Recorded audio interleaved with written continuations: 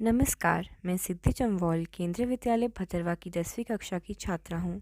मुझे ये अवसर मिला है कि मैं आज हमारी हिंदी पाठ्य पुस्तक क्षितिज भाग 2 के पाठ नेताजी का चश्मा का सारांश बता सकूं एवं उस पाठ के प्रति अपने भाव प्रकट कर सकूं। नेताजी का चश्मा पाठ के लेखक श्रीमान स्वयं प्रकाश जी हैं। पाठ को शुरू करने से पहले मैं आपको लेखक परिचय एवं देश प्रेम क्या है ये बताऊंगी। पहले शुरू करते हैं लेखक परिचय से। स्वयं प्रकाश का जन्म सन 1947 में इंदौर मध्य प्रदेश में हुआ। 8वें दशक में उभरे स्वयं प्रकाश आज समकालीन कहानी के महत्वपूर्ण हस्ताक्षर हैं।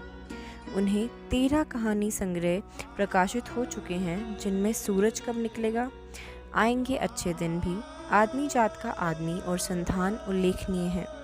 उनके बीच में विनय और ईंधन उपन्यास चर्चित रहे हैं। उन्हें पहल सम्मान, बनमानी पुरस्कार, राजस्थान साहित्य अकादमी पुरस्कार आदि पुरस्कारों से पुरस्कृत किया जा चुका है।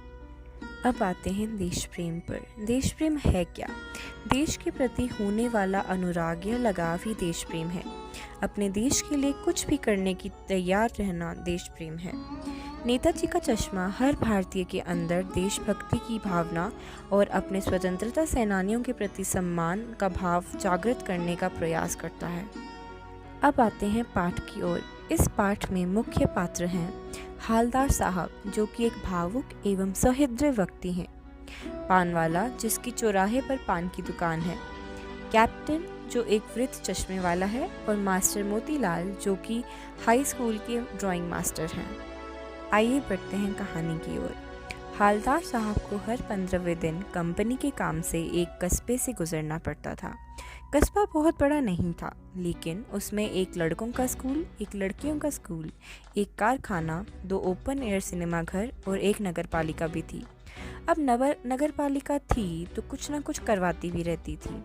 इसी नगरपालिका के किसी उत्साही बोर्ड या प्रशासनिक अधिकारी ने एक बार मुख्य बाजार के मुख्य चौराहे पर नेताजी सुभाष चंद्र बोस की एक संगमरमर की प्रतिमा लगवा दी। अच्छी मूर्ति की लागत अनुमान और उपलब्ध बजट से कहीं ज़्यादा हो रही थी। अंत में कस्बे के इकलौते हाई स्कूल के ड्राइंग मास्टर को ही मूर्ति बनाने का काम सौंप दिया गया। मूर्ति सुंदर थी, केवल एक चीज़ की कसर थी, नेताजी की आंखों पर चश्मा नहीं था। एक सचमुच के चश्मे का चौड़ा काला फ्रेम मूर्ति को पहना दिया गया था।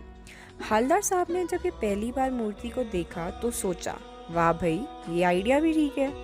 मूर्ति पत्थर की थी लेकिन चश्मा रियल। दूसरी बार हालदार साहब कस्बे से गुजरे तो मूर्ति पर तार के फ्रेम वाला गोल चश्मा था। तीसरी बार फिर गए, फिर नया चश्मा था। तीसरी बार भी जब उन्होंने नया फ्रेम देखा तो उनसे रहा नहीं गया। उन्होंने चौराहे पर पान वाले से पूछ ही लिया कि नेताजी का चश्मा हर बार बदल कैसे जाता है। पान वाले ने बताया कि कैप्टन चश्मे वाला ऐसा करता है। हालदार साहब समझ गए कि चश्मे वाले को नेताजी की मूर्ति बिना चश्मे के बुरी लगती होगी, इसीलिए अपने उपलब्ध फ्रेमों में से कोई भी एक फ्रेम वह नेताजी की मूर्ति पर फिट कर देता होगा। जब किसी ग्राहक को वैसा ही फ्रेम चाहिए होता होगा जैसा कि मूर्ति पर लगा था, तो कैप्टन वह फ्रेम मूर्ति से उतारकर ग्राहक को दे देता और मूर्ति पर नया फ्रेम लगा देता।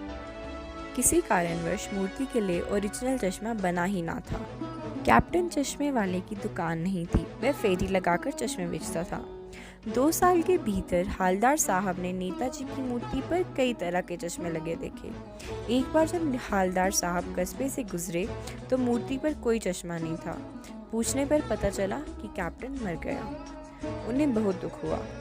15 दिन बाद कस्बे से गुजरे तो सोचा कि वे वहाँ नहीं रुकेंगे, पान भी नहीं खाएंगे, मूर्ति की ओर देखेंगे भी नहीं। लेकिन आदत से मजबूर चौराहा आते ही आंखें मूर्ति की ओर उठ गई। वे जीप से उतरे और मूर्ति के सामने जाकर खड़े हो गए। मूर्ति की आंखों पर सरकंडे से बना छोटा सा चश्मा रखा था, जैसा बच्चे बना लेते हैं। ये देखकर हालदार साहब की आंखें भर आई। तो यही थी नेताजी के चश्मे की कहानी। इस कहानी से हमें ये ज्ञात होता है कि लोगों में आज भी देश प्रेम की भावना है। धन्यवाद। और मैं ये आशा करती हूँ कि आपको ये पाठ अच्छी तरीके से समझ आ गया होगा।